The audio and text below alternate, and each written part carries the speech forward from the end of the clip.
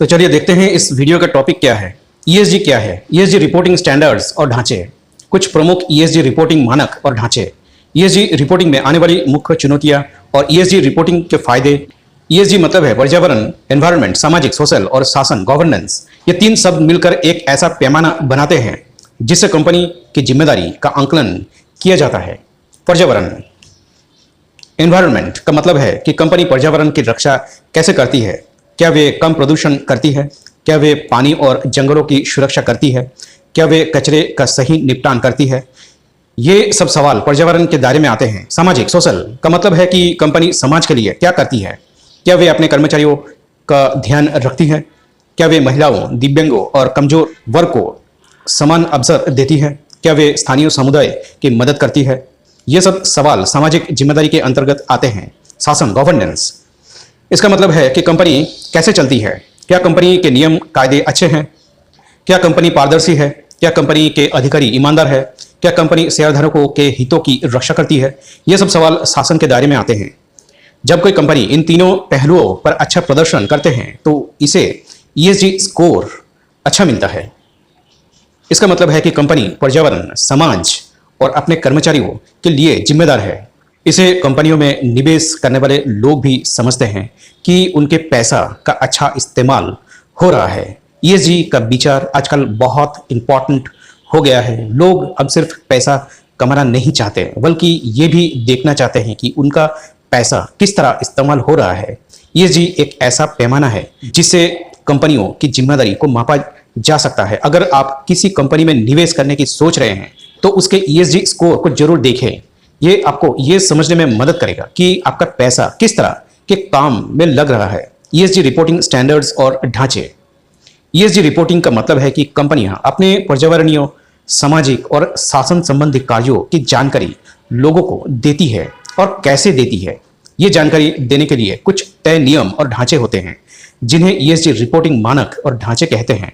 ये ऐसे नियम, स्टैंडर्ड्स ऐसे नियम होते हैं जहां कंपनियों को बताते हैं कि उन्हें किस तरह की जानकारी देनी चाहिए। ये नियम बहुत सख्त होते हैं और कंपनियों को उनका पूरा पालन करना पड़ता है। ढांचे, फ्रेमवर्क्स, ये थोड़े लचीले नियम होते हैं जो कंपनियों को दिशा दिखाते हैं लेकिन उन्हें पूरी तरह से पालन करने की जरूरत नहीं होती।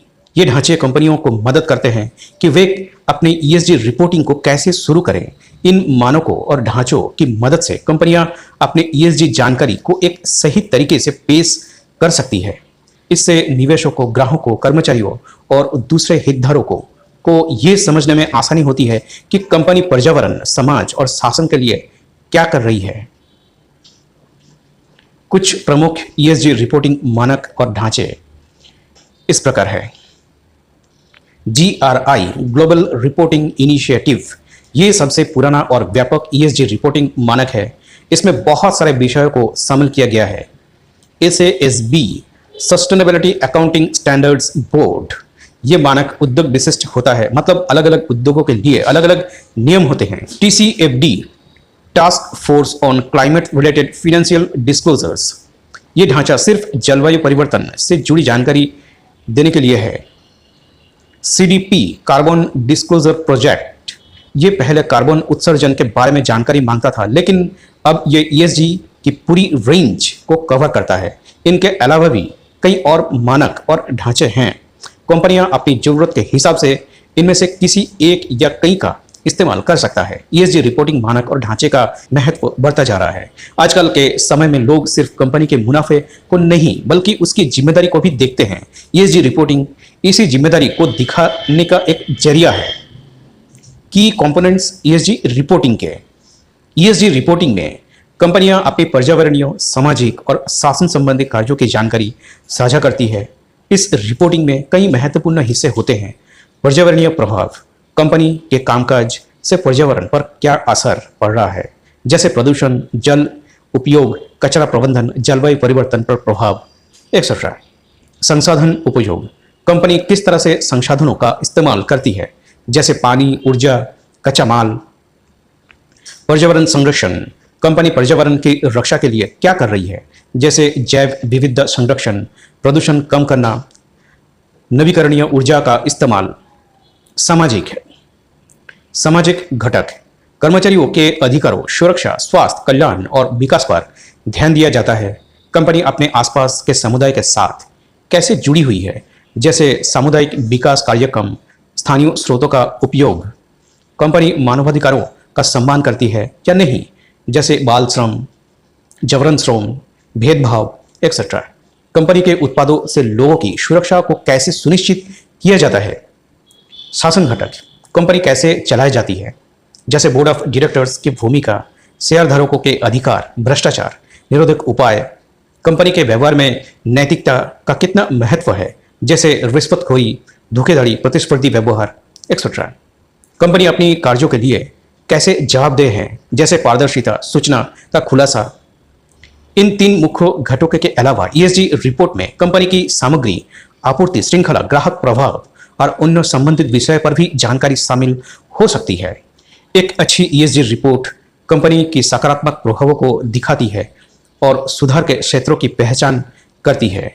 यह कंपनी की विश्वसनीयता और प्रतिष्ठा बढ़ाने में मदद करती है।